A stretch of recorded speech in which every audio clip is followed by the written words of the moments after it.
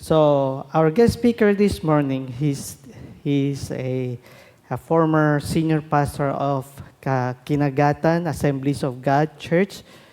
Do you know where is that? That is quite far away. No.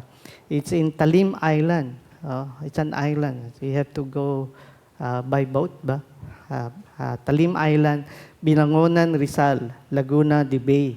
Since 1984 up to 1992. That was quite long ago.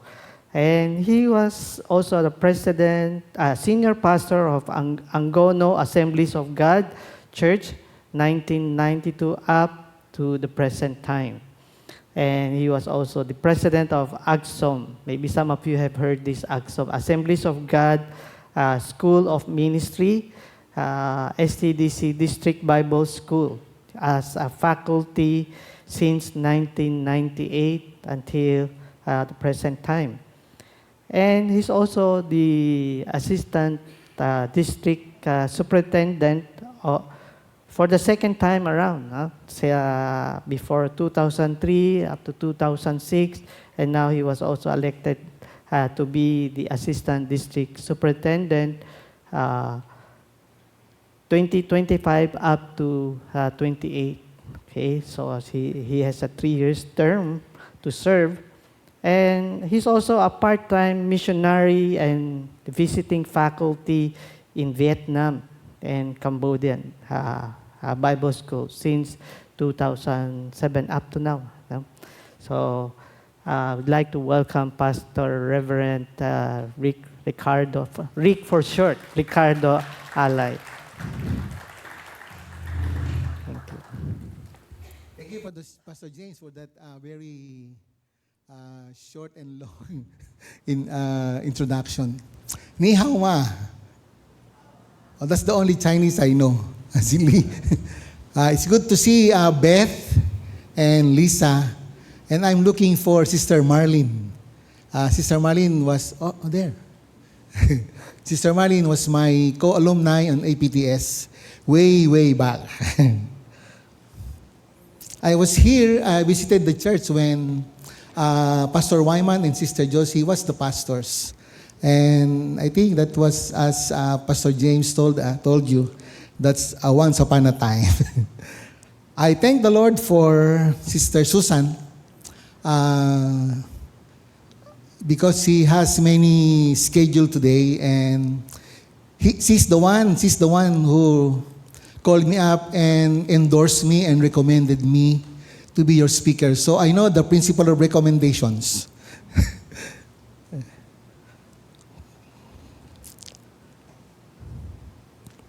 Just wait.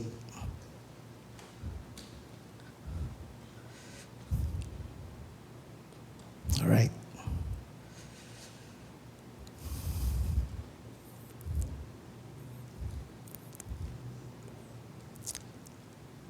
When Sister Susan or Pastor Susan told me that I will be speaking at UBC, and she told me that what's the theme for the last Sunday of December.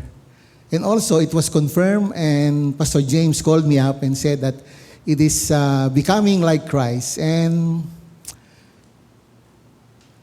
it's good to have that kind of theme at the end of the year. And I know that maybe some of us are still reflecting what the Lord has done in our lives and what we have done yet for the Lord, and what are the things that we need to do still for the Lord for this coming year. I know, though we know that the Philippines or our country has some many problems politically, but we know that God, who is our Emmanuel, He is always with us, and He will see us through because He is our hope, and He is our Jehovah Jireh, and He's our Jehovah Jireh, and He is everything for us. And today, I like to dive into our message. And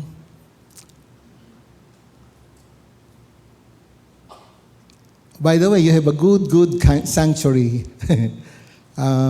My fiancé is with me as my prayer warrior. Her name is Marieta Platon Manalos. Sister Marieta, could you stand? Yan.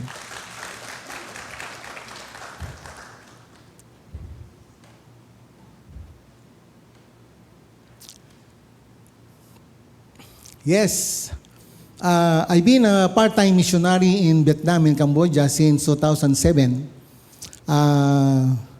I am meditating and contemplating on our way here to UBC, because if I will be speaking at UBC, there will be no interrupter.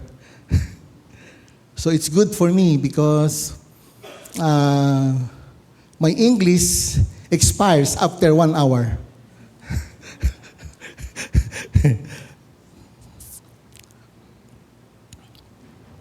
So the title of the message that I will be sharing to you today is,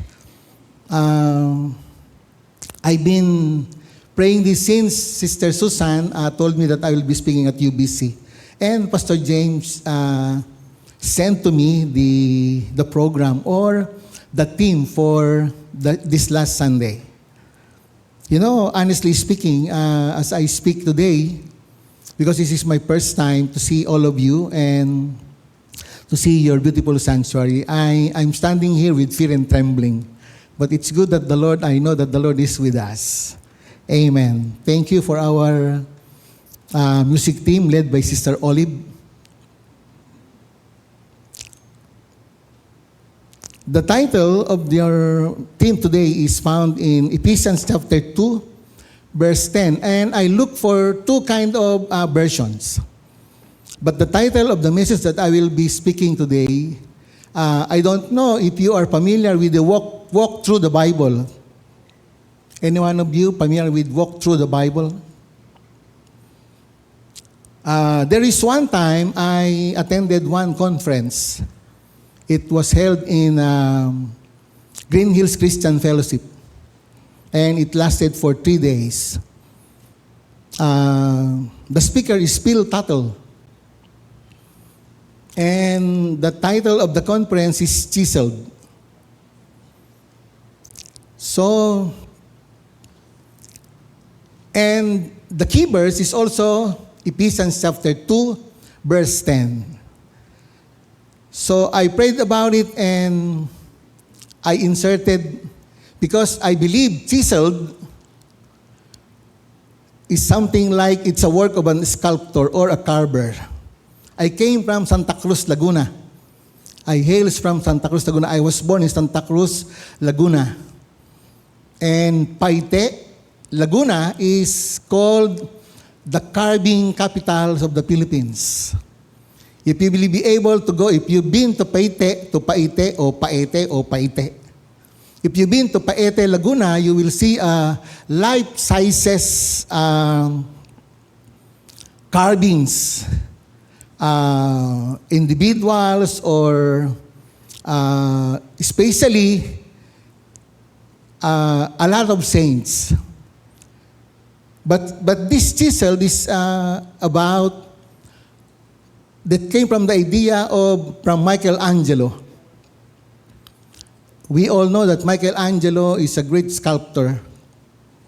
And, sorry, meron pala akong, is it working? Yan. Take a look at the picture. On the left hand, maybe let's imagine that we are being chiseled by someone. And I believe as the end of the year come to a close, maybe some of us felt that we are being chiseled by God. We are being chiseled by God, and we are becoming a masterpiece that Christ and God wants us to be. Amen. So let's read the text.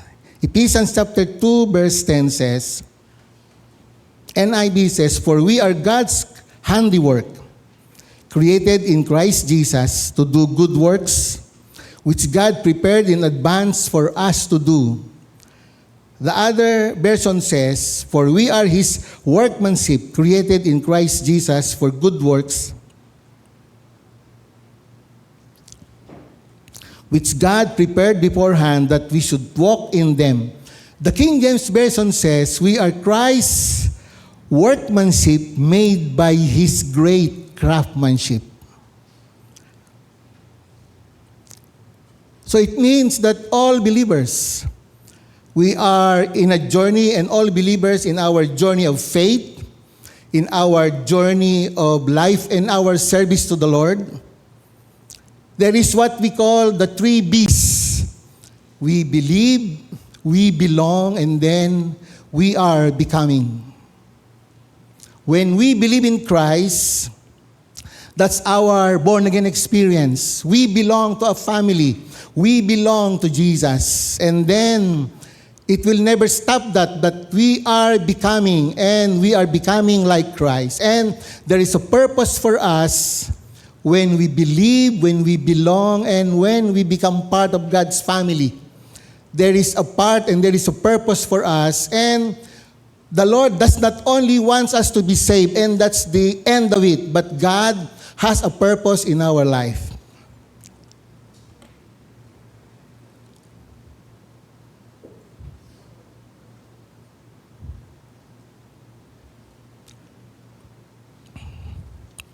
But what's the context? Maybe what's the context of Ephesians chapter 2, verse 10?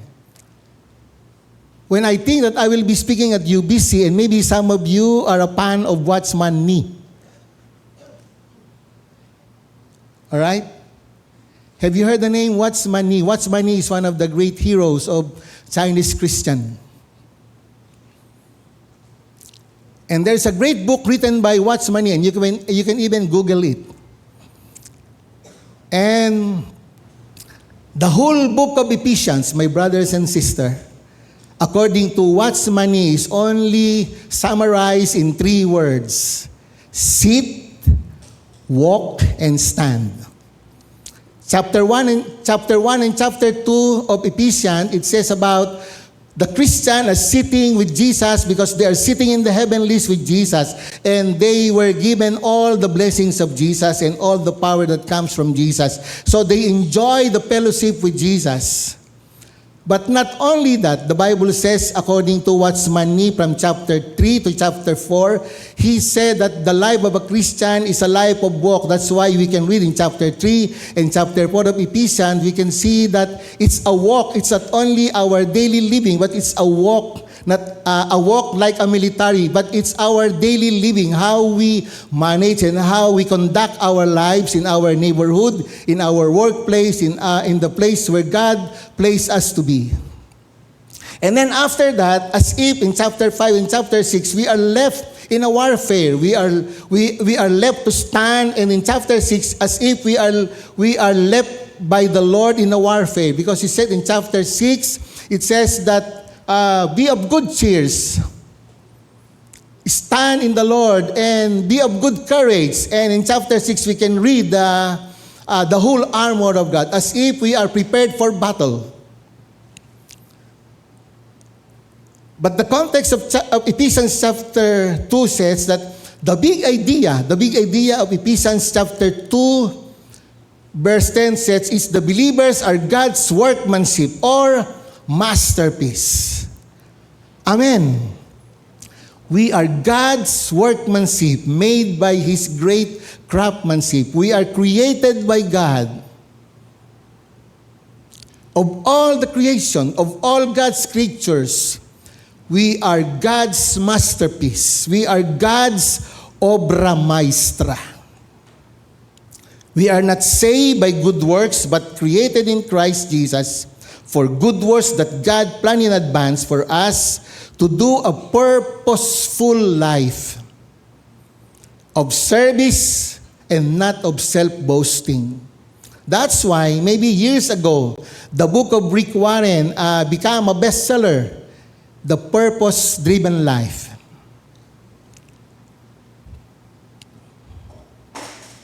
But let's check, my brothers and sisters, let's check and explore the context of Ephesians chapter 2, verse 10 for the message for us today and what the Lord reminds us and how to apply it to our life journey as a believer, as the follower of Christ, and even as a disciples of Christ. Amen. I know all of us believe that we are not only Christian, we are not only followers, but we are all disciples of Christ. You know, in the Bible, there are 2 times or 3 times that the word Christians are mentioned. But the word disciples is mentioned maybe 250 times. It means that we as a believers, that we as a Christian, when we believe in Christ, we belong and we are becoming as God wants us to be. Amen. We are not only a satisfied sitting Christian. We are not only a Sunday church attenders, but we have something to do and God has something given to us. Amen. To be His disciple, to be His followers. And maybe in the process, along our message, you will understand what the Word of God and what the message today and what's the message for you and for us today. Now, let's take a look and let's dissect the text so that we can understand what the Lord has really want us to become really what Christ has wants us to be, to become a masterpiece, what Christ has wants us to be as a believers. Amen. I asked Pastor James, how long is UBC? More than 60 plus years. Our church in Angono, we just celebrated our 36 years. But as if we did not do what the Lord wants us to do. And we are still becoming on what the Lord wants us to do. We are still becoming and doing the Great Commission that the Lord wants us to do. Amen. The first phrase in Ephesians chapter 2 verse 10 says, "For we are His workmanship, made by His great craftsmanship." You know, the word workmanship and craftsmanship in the Greek word, maybe you can ask even Sister Marlene. Workmanship in Greek means poema. That's where we get the word poem. It means it's a work of art. We are a work of art by God. Amen. Of all creatures, of all God's creation, Psalm 139, 13 and 14 says, we are wonderfully and fearfully made by God. Amen. So we are God's work of art. We are God's creation. Just like a poem. Just like maybe Francisco Balagtas, our great poem maker, or maybe some of the poet, they made a point very intricately and they made it as an obra maestra. It shows that we are God's intentional, skillful creations and not by chance and not even by accident. Amen. We are made by God, not by chance. We are made by God with a purpose. We are made by God, not by chance. Hallelujah. As a believers, we are God's deliberate, skillful creation, transformed for a new identity and missions, to live out good deeds that reflect His glory, linking salvation's gift to a life of meaningful purpose. Amen.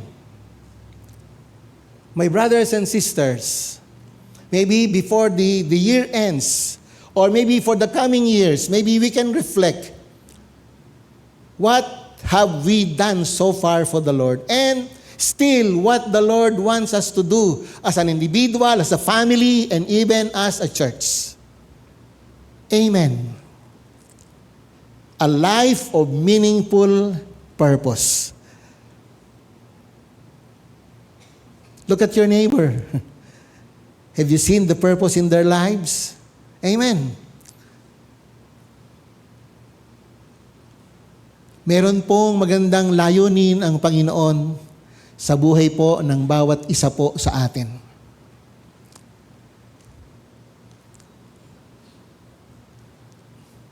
In Florence Cathedral in Rome, there's a huge and there's a big statue of David that was sculpted by Michelangelo. And Michelangelo said, I saw the angel in the marble and carved until I set him free. I never been there, but I just saw the picture. The statue, the marble statue of David. How I wish. And I put that in my bucket list, how I wish that I can go there to see that great and huge and colossal statue, marble statue of David that was sculpted by Michelangelo.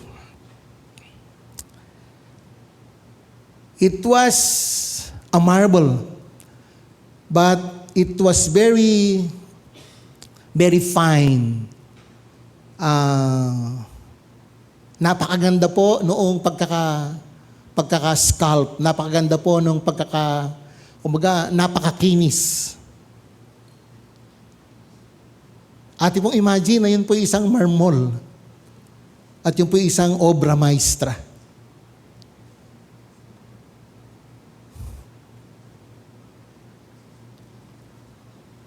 Even the expression, the curly hairs, the whole body.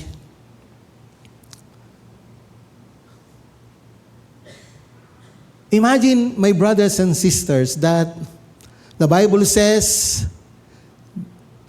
in the Old Testament, we are like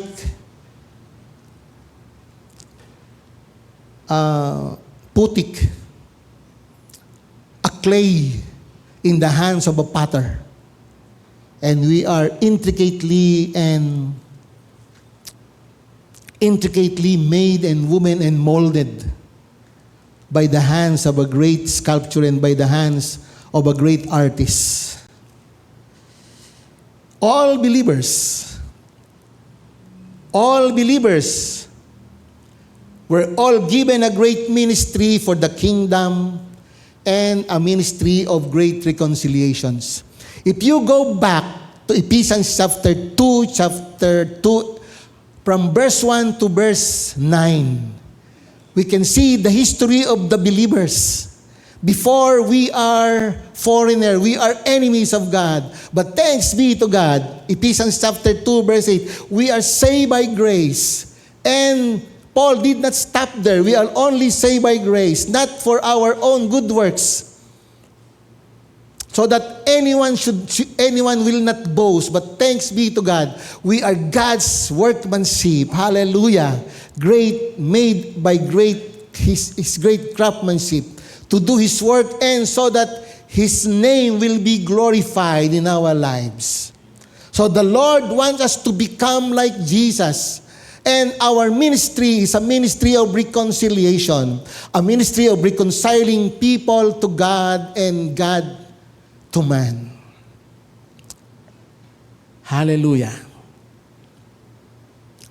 Becoming like Jesus is to become a disciple that will ultimately help and guide us, redefines our life purpose. I hope all the leaders of UBC, when they agree that this team will be their team, they have all in their mind that all of us wants to become like Jesus, not only in His character, but in His ministry. Amen. I will repeat. It says, becoming like Jesus is to become a disciple that will ultimately help us and guide us, redefines our life and our purpose. Maybe it's through our reading, through our daily personal relationship with Christ. Or maybe it's through our leaders that will help us and guide us and mentor us that Christ wants us to be Amen. The second phrase in Ephesians chapter 2 verse 10 says, we are all created in Christ Jesus. Our own identity and purpose are only found in Christ, marking a spiritual rebirth and transformations. As a new creation, God's equipped us to live only for God and for His kingdom purpose. Yes, we have our own family, we have our own lives, but it means that if we are created in Christ Jesus, the Lord and the kingdom of God should be included in our agenda, should be included in our plan. And I know, my brother and sister, I know UBC is doing that. Amen. Hallelujah. We are created to be transformed in the character of Christ and His additional and multiplying ministry. Did you get that? To become like Christ, the goal of Christ when He created us is not only to make us from glory to glory, but God wants us to become like Jesus, to mold us and to be confirmed and to be conformed and to be transformed in His character. Amen. To be like Christ is to be transformed in His character, that God and the people will see the fruits of the Spirit in our lives. Amen. And not only that, to be like Christ is to be transformed in His character and to have His additional and multiplying ministry. What I mean by that, my brothers and sisters, Jesus, He chooses 12 disciples. And He pour out His life for them. So that those 12 disciples will have their additional and multiplying ministry. And that's what happened to them. Amen. So maybe some of us, on this coming year, maybe some of us will not have a multiplying ministry, but maybe some of us will only have additional ministry. Sometimes when I reflecting even the mathematical operations, the subtraction, the multiplication, the division. In addition, let's say the 4 plus 2, the 2 is the addend. Amen? In subtraction, 4 minus 2, 2 is the subtrahend. In the division, 4 divided by 2, the 2 is the divisor. But it's only in multiplication that 4 times 2, it's the multiplies and it multiplies and it multiplies many. So sometimes I ponder and I reflect. I said, Lord, help us not to be a subtrahend. Amen. And especially, Lord, help us not to be a divisor, but make us an addend or make us a multiplier. Amen. I think that's what Jesus wants us to become. To be transformed in His life, in His character, and to have additional and multiplying ministry.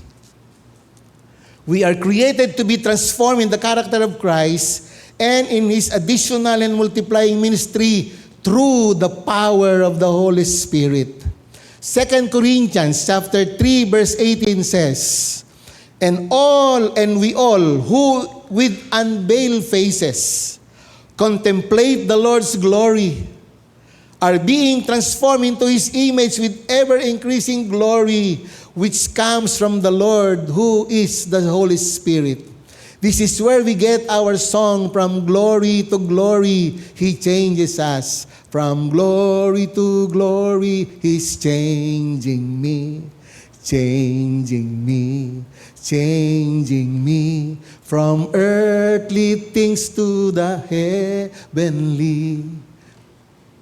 Amen. From glory to glory, God is changing us.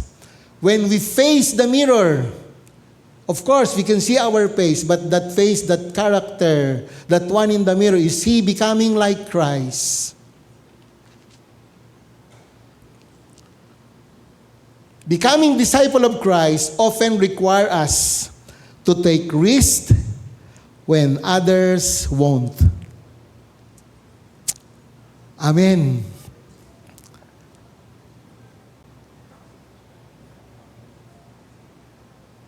Mahirap po talaga ang makaabot dun po sa pamantayan na hinihingi po ng ating Panginoong Hesus. Pero sinasabi po ng Bible na kaya po natin. Amen. Kaya po natin na maging katulad ni Jesus.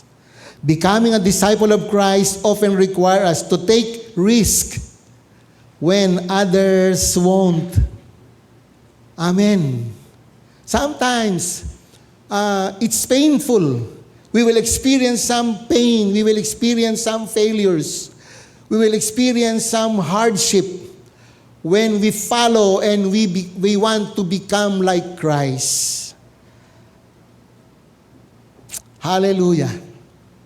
And the Bible says we are made from His great workmanship, created by His great craftsmanship, and we are created in Christ for good works.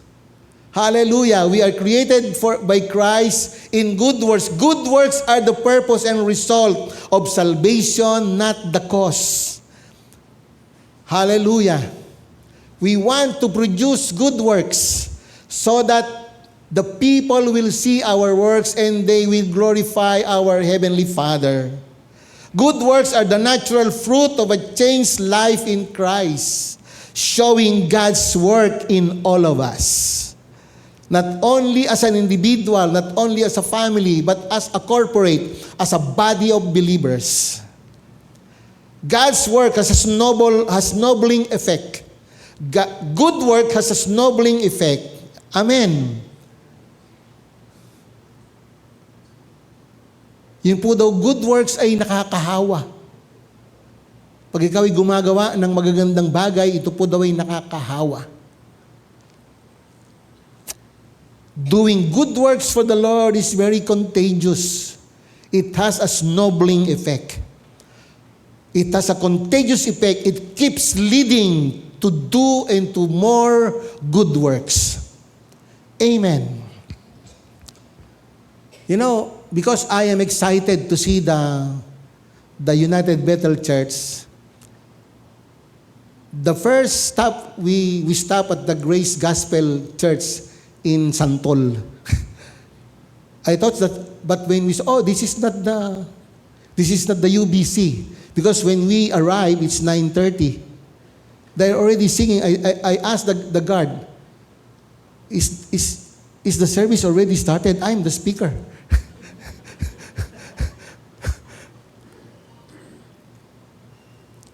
And when we take a look at the facade, it's the Grace Gospel Church.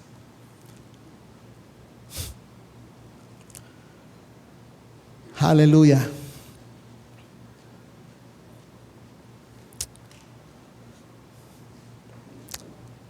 And then the last phrase in Ephesians chapter 2 verse 10 says, which God prepared beforehand for us to walk in them. The Bible and God has a specific purpose. God has a pre-planned path that sets up opportunity for each believer to serve and grow. Amen.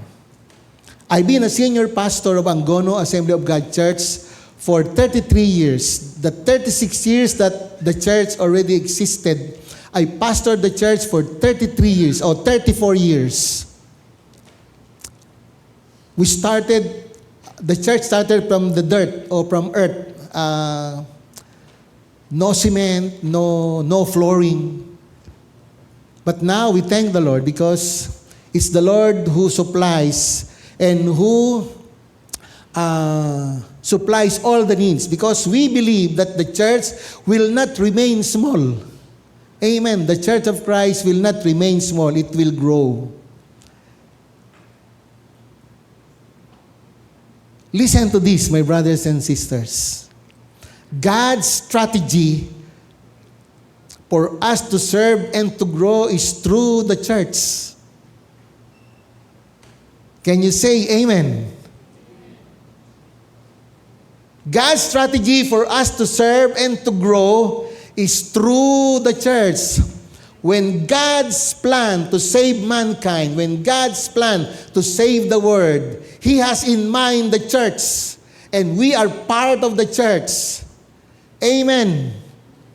And the church is God's strategy to reach the lost. Hallelujah. You know, I believe the church is only one.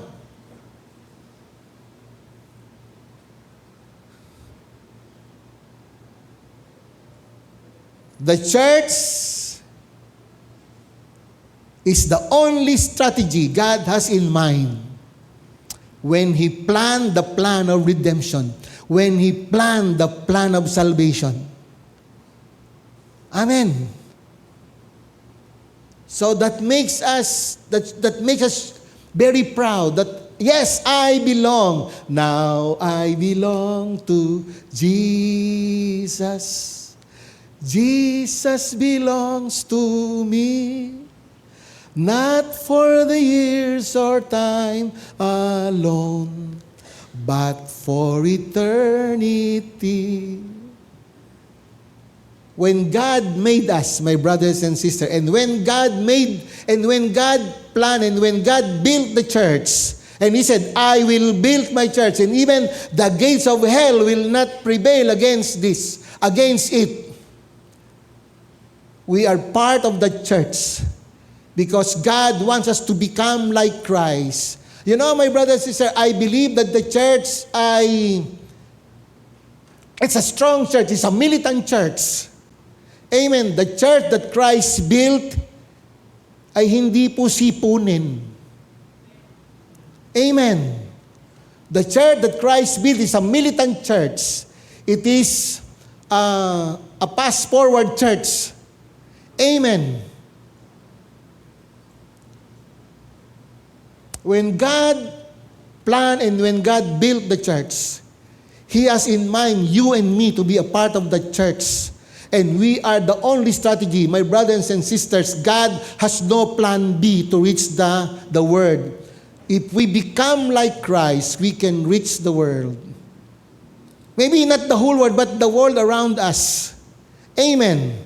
When we believe in Christ as our Savior and Lord, we belong to His body, the church, and His strategy for us to become as God wants us to be. And God has no plan, my brothers and sisters, for that purpose, for that process, for that alignment, and for that journey.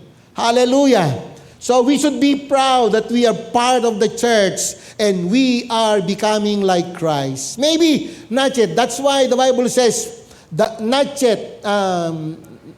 We are becoming, but not yet. But we are becoming. Hallelujah. The now and the not yet. Hallelujah.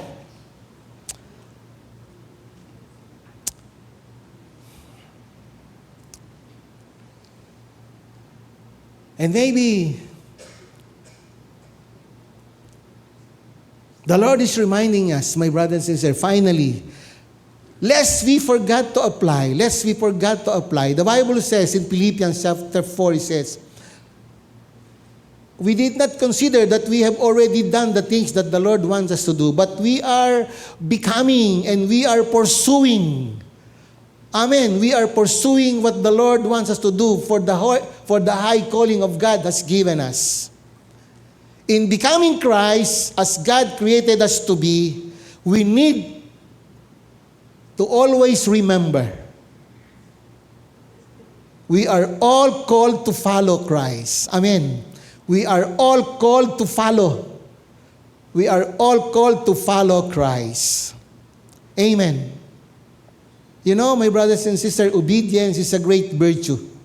And the Bible says, as I read and I study the Bible, obedience to Christ is one of the great key for miracles in our lives.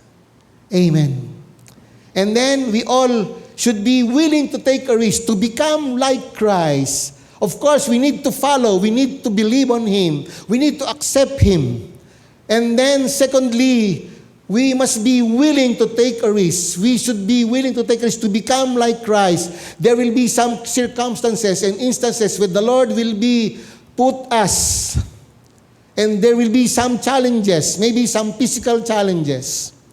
And you know, even before I came, 3 weeks before Christmas, I undergo maybe a lot of tests, a lot of